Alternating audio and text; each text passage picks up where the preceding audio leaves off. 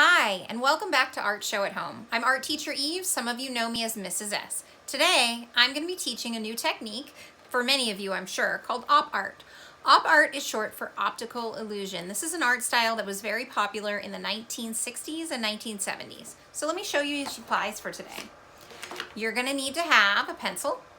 You're going to need to have a Sharpie or some sort of fat marker. And you'll also need to have a blank piece of paper.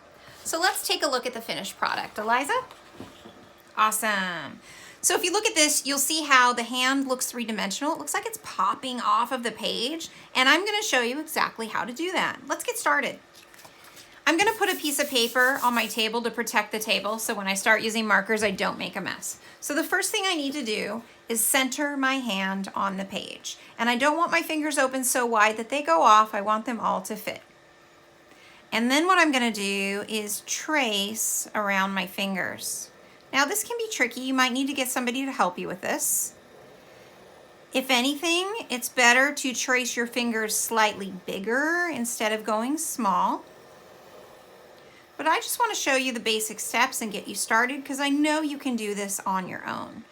So you'll notice there's the end of my hand. I need to kind of draw in my wrist and arm. I want that to show as well. So now what I'm going to do is I'm going to do stripes that go directly across the page. But whenever I run into my fingers, my stripes are going to take a little lump. So let me show you what I mean. My first stripe is just going to go across the page. Doesn't need to be perfect. Okay, I didn't run into any fingers, perfect stripe. I want to do the same spacing. And so I'm going to go across, go across, go across. Whenever I run into a finger, I want to follow the shape of the finger around and continue. I'm going to continue right over here as well, okay? And it gets a little more tricky in a minute. So, oops, I bumped into my finger. So I need to follow the shape of the finger around, continue my line. Look at this one. I'm going to follow that same exact curve shape, but it's lower down. Continue. Follow the curve, continue. I'm going to go ahead and do this all the way down my page. So I've run into the finger. I'm making the tip of the finger shape. Going to go across, straight. Tip of the finger shape, across, tip of the finger shape, and all the way over. So you'll notice my line spacing is fairly consistent. Doesn't have to be perfect. This one I can just follow the finger. Again, I'm going to mimic that shape. Across. Mimic that shape, across. Try to make it so that your curves are within the distance across of the finger. If you look, I made a slight error. I'm gonna fix that right now. Actually going to make sure that this curve goes all the way across. Now I'm gonna do this down the length of the paper. So this little initial spot will take a minute, but you'll see this outline is going to help us. It's going to make it real easy to complete the project. Again, every time I get to the end of the page, the line just goes straight across. Now I'm about to switch my method. I'm doing my curve. I'm going across. Right here where all the fingers meet, kind of where they end and I run into my hand, instead of doing individual lumps for the fingers, I am going to do one big swooping curve that goes all the way across. And then I'm going to straighten back out again, curve and across. Last time I'm going to curve for the finger.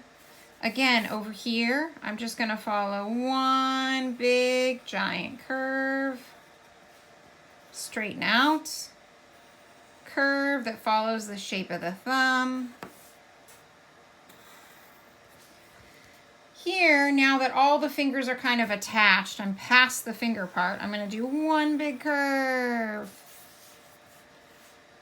For my thumb area, I'm going to curve one last time and go across. So now I have fewer and fewer curves. I'm at the point where I can just do one giant curve across in my straight line. Giant curve across in my straight line. Almost there. Giant curve across. straight line, straight line, big curve across. The curve is what creates the pop-out effect and helps to make this look three-dimensional.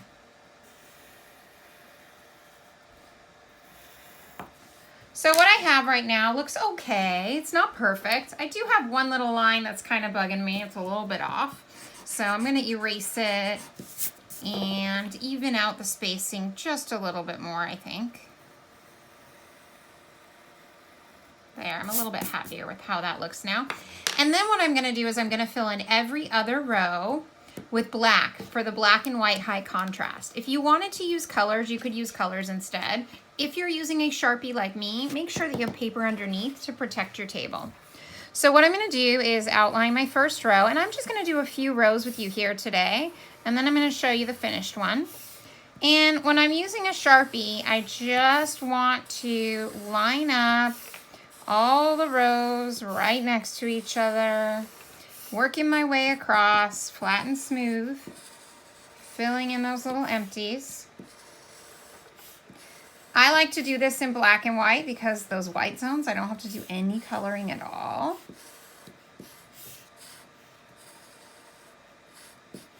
So my next area is a white stripe, so I'm going to leave that alone.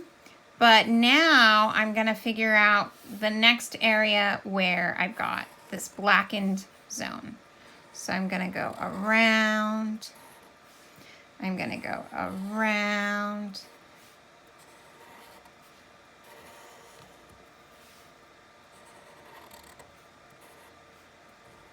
I have those funny little fingertips sticking up. So you can see the 2 bars in the beginning and the 2 bars at the end, and I've outlined everything in between.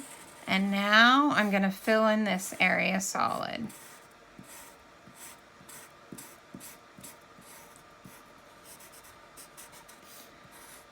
I think you're probably getting close to understanding the technique.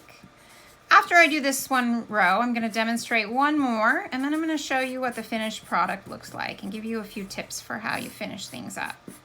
So again, the curves are very important. They need to be the same width as the finger. And what this does is it creates the look of your hand popping off the page. So it doesn't look like a whole lot yet, but you're going to start to notice it soon. So I've got black, white, black. There's my white row. I'm going to leave it empty. I'm going to go ahead and outline my next zone. And the row right below it. Remember, following the curves of the fingers, very important. I'm going to color in just one more zone for you right now so you can start to see the pattern and the look of it.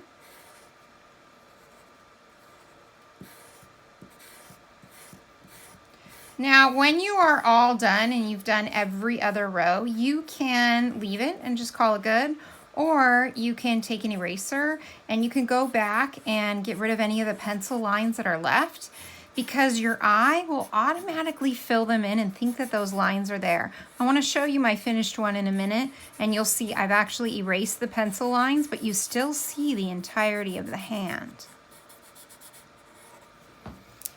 All right, so if you look at this piece now, you'll see the hand is starting to look a little bit three-dimensional. Let me show you one that's completed.